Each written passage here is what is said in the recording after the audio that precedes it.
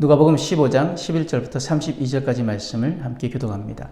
또 이르시되 어떤 사람에게 두 아들이 있는데 그 둘째가 아버지에게 말하되 아버지여 재산 중에서 내게 돌아올 분깃을 내게 주소서 하는지라. 아버지가 그 살림을 각각 나눠 주었더니 그 후 며칠이 안 되어 둘째 아들이 재물을 다 모아가지고 먼 나라에 거기서 허랑방탕하여 그 재산을 낭비하더니 다 없앤 후 그 나라에 크게 흉년이 들어 그가 비로소 궁핍한지라. 가서 그 나라 백성 중 한 사람에게 붙여 사니 그가 그를 들로 보내어 돼지를 치게 하였는데 그가 돼지 먹는 쥐염 열매로 배를 채우고자 하되 주는 자가 없는지라. 이에 스스로 돌이켜 이르되 내 아버지에게는 양식이 풍족한 품꾼이 얼마나 많은가. 나는 여기서 주려 죽는구나. 내가 일어나 아버지께 가서 이르기를 아버지여 내가 하늘과 아버지께 죄를 지었사오니 지금부터는 아버지의 아들이라 일컬음을 감당하지 못하겠나이다. 나를 품꾼의 하나로 보소서 하리라 하고 이에 일어나서 아버지께로 돌아가니 아직도 거리가 먼데 아버지가 그를 보고 측은히 여겨 달려가 목을 안고 입을 맞추니 아들이 이르되 아버지여 내가 하늘과 아버지께 죄를 지었사오니 지금부터는 아버지의 아들이라 일컬음을 감당하지 못하겠나이다 하나 아버지는 종들에게 이르되 제일 좋은 옷을 내어다가 입히고 손에 가락지를 끼우고 발에 신을 신기라. 그리고 살찐 송아지를 끌어다가 잡으라. 우리가 먹고 즐기자. 이 내 아들은 죽었다가 다시 살아났으며 내가 잃었다가 다시 얻었노라 하니 그들이 즐거워하더라. 맏아들은 밭에 있다가 돌아와 집에 가까이 왔을 때 풍악과 춤추는 소리를 듣고 한 종을 불러 이 무슨 일인가 물은데 대답하되 당신의 동생이 돌아왔음에 당신의 아버지가 건강한 그를 다시 맞아들이게 됨으로 인하여 살찐 송아지를 잡았나이다 하니 그가 노하여 들어가고자 하지 아니하거늘 아버지가 나와서 권한대 아버지께 대답하여 이르되 내가 여러 해 아버지를 섬겨 명을 어김이 없거늘 내게는 염소 새끼라도 주어 나와 내 벗으로 즐기게 하신 일이 없더니 아버지의 살림을 창녀들과 함께 삼켜버린 이 아들이 돌아오매 이를 위하여 살찐 송아지를 잡으셨나이다. 아버지가 이르되 예 너는 항상 나와 함께 있으니 네 것이 다 네 것이로되 이 네 동생은 죽었다가 살아났으며 내가 잃었다가 얻었기로 우리가 즐거워하고 기뻐하는 것이 마땅하다 하니라. 아멘. 누가복음 15장에는 세 가지 비유가 등장합니다. 세 가지 잃어버린 것에 대한 비유가 등장하는데 첫 번째 잃은 양, 그리고 또 잃은 드라크마, 그리고 오늘 본문인 잃어버린 두 아들의 이야기입니다. 우리가 흔히 돌아온 탕자로 우리가 잘 알려진 이 말씀은 실제로는 두 아들의 이야기를 통해서 하나님 그 놀라운 사랑과 그리고 은혜, 회복의 진정한 의미를 전하고 있는 말씀입니다.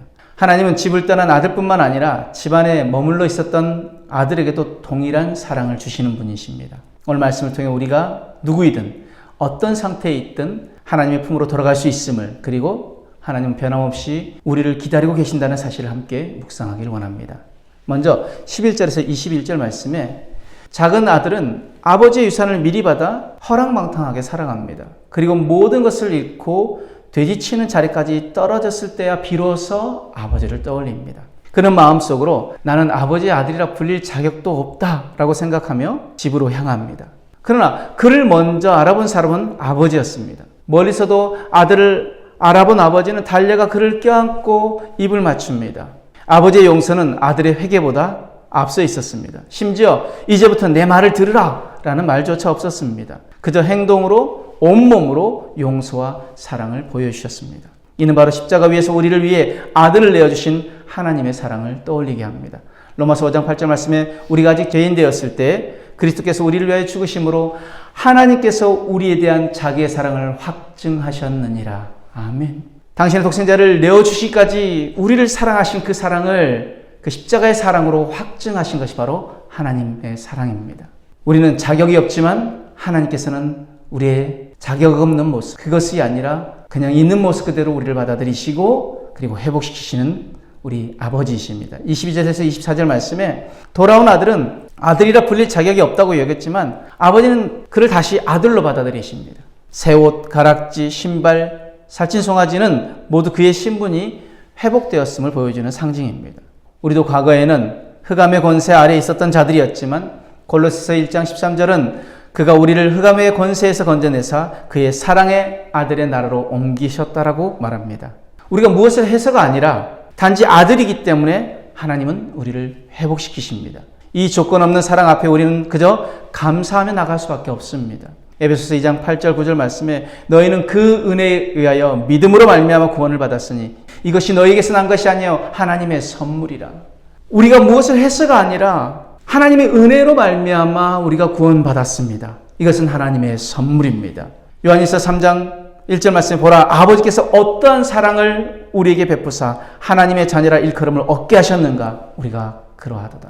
하나님이 조건 없는 그 사랑으로 말미암아 그 사랑을 우리에게 베푸사 우리를 자녀 삼아 주셨습니다. 하나님의 자녀라고 일컬음을 받게 하셨습니다.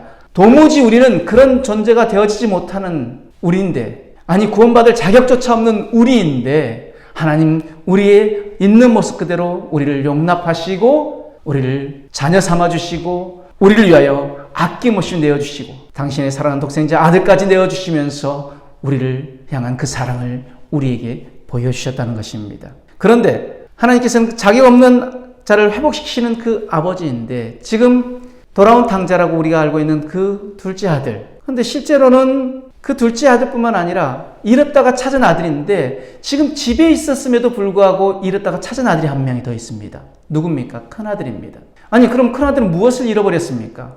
자기의 가치를 잃어버린 아들입니다. 우리 25절에 32절 말씀에 큰아들은 겉으로는 집안에 있었지만 마음은 아버지의 사랑을 몰랐습니다. 그는 동생의 귀환을 기뻐하지 못하고 오히려 분노합니다. 자신은 평생 수고했지만 한 번도 자신을 위해서 잔치를 베풀어 준 적이 없다고 아버지를 원망합니다. 그는 자신을 아들이 아니라 계산하는 종으로 여겼던 것입니다. 예수께서 이 비유를 바리새인들과 서기관들에게 들려주신 이유도 여기 있습니다. 세리와 죄인들을 환대하시는 예수님의 모습을 못마땅하게 여겼던 그들에게 예수님은 말씀하십니다. 너희 또한 잃어버린 아들이며 하나님 너희도 동일하게 사랑하신다고 말입니다. 그럼 무엇을 잃어버렸습니까? 자신의 가치를 잃어버렸다는 것이죠. 말씀의 결론으로 하나님 아버지께는 둘 다 잃어버린 아들이었지만 둘 다 사랑받는 아들이었습니다. 우리 인생의 어느 지점에 있든지 집을 떠나 허비했든지 혹은 집안에 있으면서도 하나님 아버지의 마음을 몰랐든지 하나님 우리를 기다리시며 회복하시며 기뻐하십니다. 그분의 사랑은 조건이 없고 그분의 용서는 우리의 뉘우침보다 앞서십니다. 이것이 복음입니다. 이것이 은혜입니다. 이것이 우리가 다시 살아갈 수 있는 이유입니다. 그러면 오늘 이 말씀을 가지고 우리 이렇게 결단하기 원합니다. 첫 번째, 하나님 아버지의 사랑 앞에 있는 모습 그대로 나아가겠습니다.